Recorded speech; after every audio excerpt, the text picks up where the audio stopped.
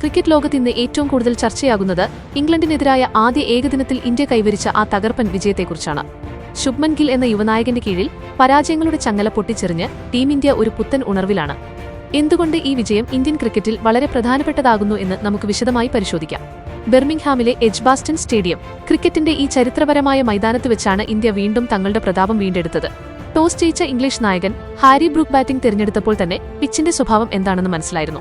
എന്നാൽ ഇന്ത്യൻ ബൌളർമാർ തുടക്കം മുതൽ തന്നെ തങ്ങളുടെ കൃത്യതയാർന്ന ബൌളിംഗിലൂടെ ഇംഗ്ലീഷ് ബാറ്റ്സ്മാൻമാരെ വരിഞ്ഞുമുറുക്കി.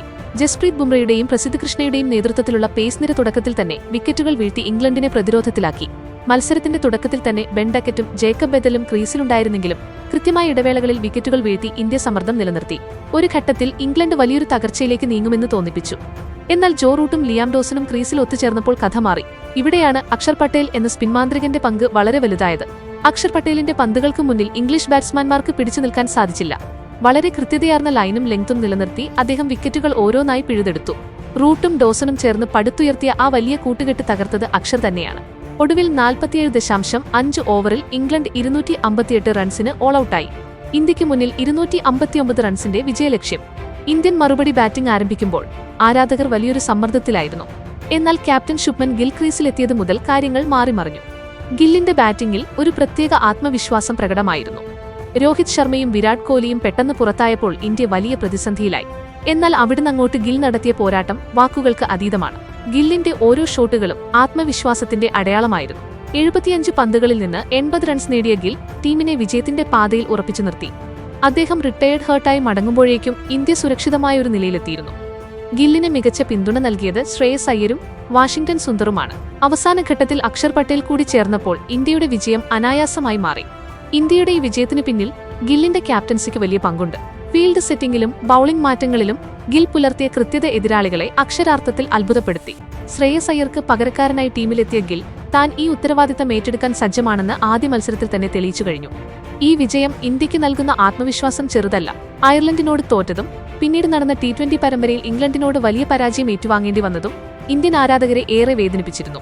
T20 ഫോർമാറ്റിലെ ആ തുടർച്ചയായ തോൽവികളിൽ നിന്ന് ടീം ഇന്ത്യ ഒരു പാഠം പഠിച്ചിട്ടുണ്ട് എന്ന് വേണം കരുതാൻ. എന്നാൽ ഈ ഏകദിന വിജയം ആരാധകരുടെ മനസ്സ് നിറയ്ക്കുന്നതാണ്. ലോകകപ്പ് പോലെയുള്ള വലിയ ടൂർണമെന്റുകളിലേക്ക് ടീം ഇന്ത്യയെ എങ്ങനെ ഒരുക്കാം എന്നതിന്റെ ഒരു കൃത്യമായ സൂചനയാണ് ഈ വിജയം. ഇനിയുള്ള മത്സരങ്ങളിൽ ഇതേ ഫോം തുടരാൻ ഇന്ത്യക്ക് സാധിക്കുമോ എന്നതാണ് ചോദ്യം. വ്യാഴാഴ്ച കാർഡിഫിൽ നടക്കാനിരിക്കുന്ന അടുത്ത മത്സരത്തിൽ ഇംഗ്ലണ്ട് ശക്തമായ തിരിച്ചുവരവിന് ശ്രമിക്കുമെന്നുറപ്പാണ്. എന്നാൽ ഇന്ത്യൻ ടീമിന്റെ ഇപ്പോഴത്തെ മാനസികാവസ്ഥ പരിശോധിക്കുമ്പോൾ പരമ്പര സ്വന്തമാക്കാൻ ഇന്ത്യക്ക് സാധിക്കുമെന്നാണ് വിലയിരുത്തലുകൾ. പ്രത്യേകിച്ച് അക്ഷർ പട്ടേലിന്റെ പ്രകടനം ഇന്ത്യക്ക് വലിയൊരു ആശ്വാസമാണ്. ഒരു ഓൾറൗണ്ടർ എന്ന നിലയിൽ അദ്ദേഹം ടീമിന് നൽകുന്ന ബാലൻസ് വളരെ വലുതാണ്.